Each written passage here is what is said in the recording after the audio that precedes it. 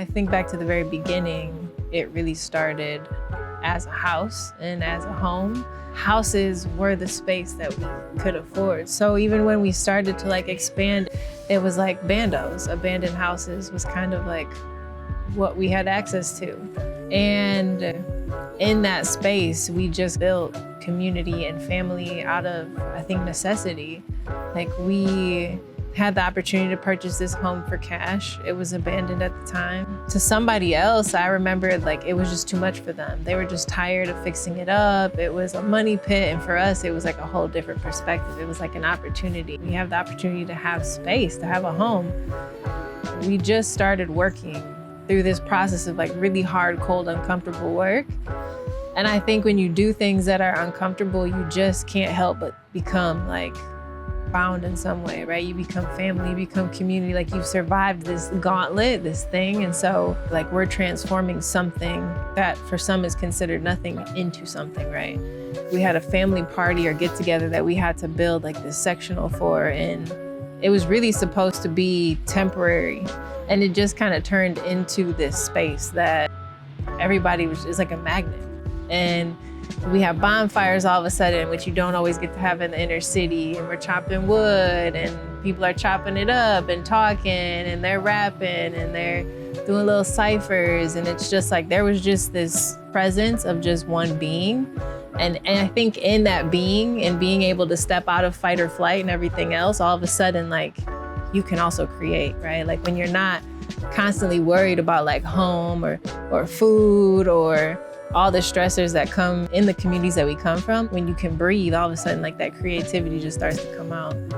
And I feel like that's kind of where everything started, is like we went through this process of just like being together and struggling together to then like sharing space that became safe and allowed us to just kind of be ourselves. And for them, that meant being artists and creatives. And then for us, that was really an opportunity to say yes or no. And I think for us, it was like, how could we say no?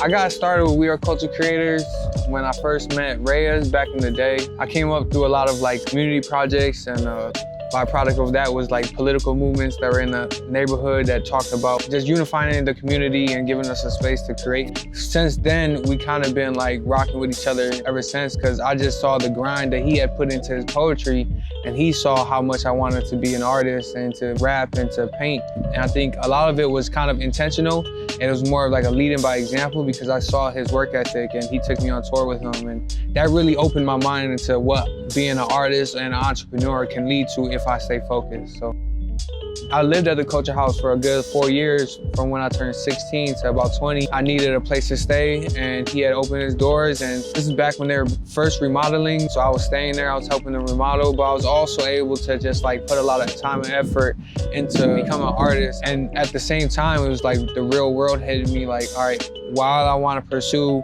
these dreams, I still need to figure out how to be financially stable enough to provide myself with all the necessities I needed.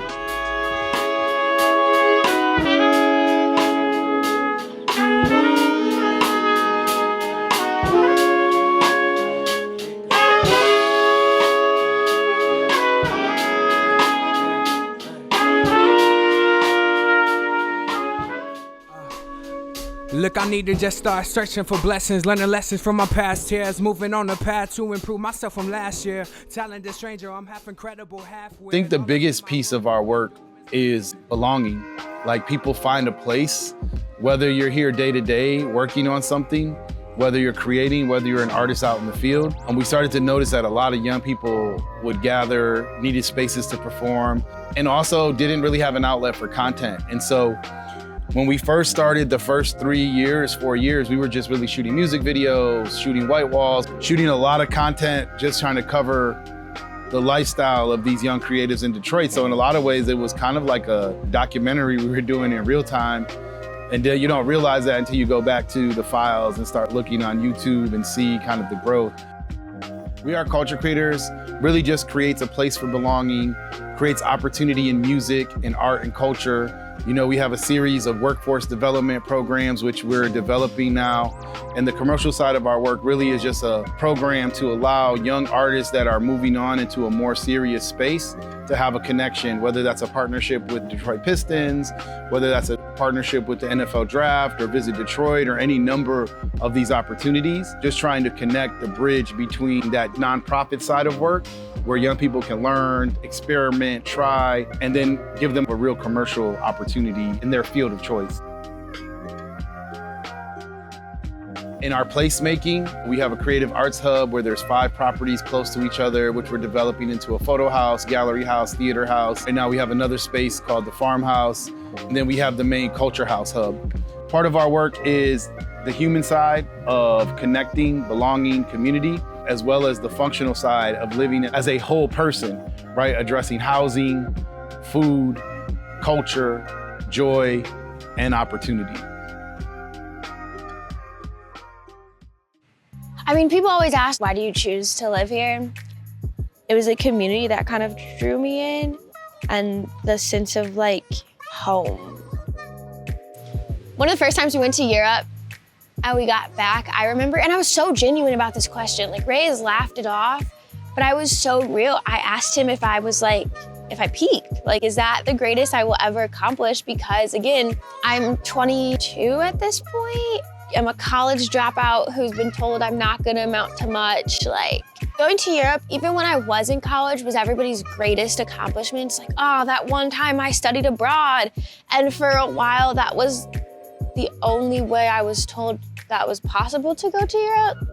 So having accomplished that and like a full tour, and I always try to explain, like, there's a difference between like touring Europe and like being on tour in Europe. Like, you can do a backpack tour in Europe, but being on tour in Europe is just a whole different level. We were sitting in like our little living room, dining room, makeshift area, and I was like, I think I peaked. Like, this is it. Like, I went to Europe.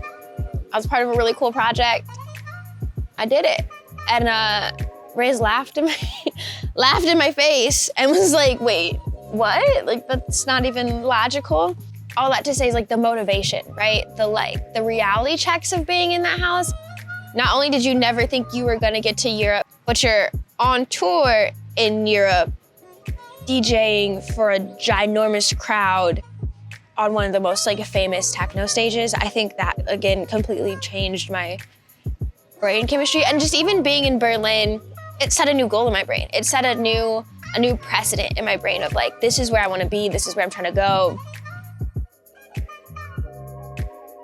I feel like without We Are Culture Creators, I wouldn't be where I am as an artist right now. And just being a part of the program and helping this organization grow has shown me so much of what I can accomplish as an artist and as just somebody who is really ambitious and jumps for their dreams. Milestones, you know, that I'm really proud of is working with the Pistons in Paris, doing a mural for the international game against Chicago. I just did a mural with the Grand Prix. We did it with Smokey Robinson. I was able to work with him. But like music-wise, I've touched big stages, big festivals. I've toured with Royce da 5'9" and DJ Premier. I've got an album coming out and I have Boldly James and Mick Jenkins on it. So it's just been such like giant milestones. We Are Culture Creators has definitely shaped that.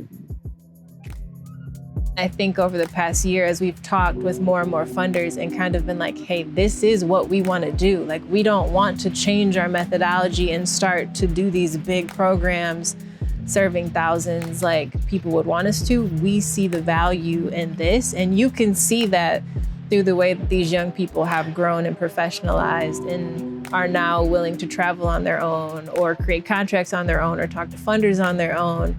And that only comes from us being able to commit like this almost college length amount of time to an individual and be available all the time. In its inception, we have this logo that has become, you know, I don't want to use the word iconic, but at least known. And it's a hand with a flame coming out of the hand. And really, to me, that represents two kind of parts of our abilities as humans and creatives. In one space, we have the cerebral, the spiritual, the connection, the fire, the light, right? And that part is the imagination, it's the inspiration, it's the grit, it's the commitment. And that is all represented in the flame.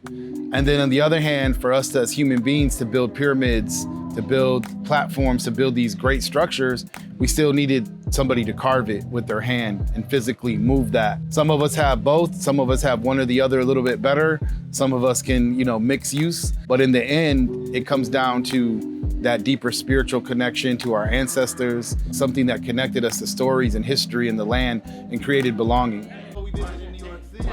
March 10th, they pop up right here.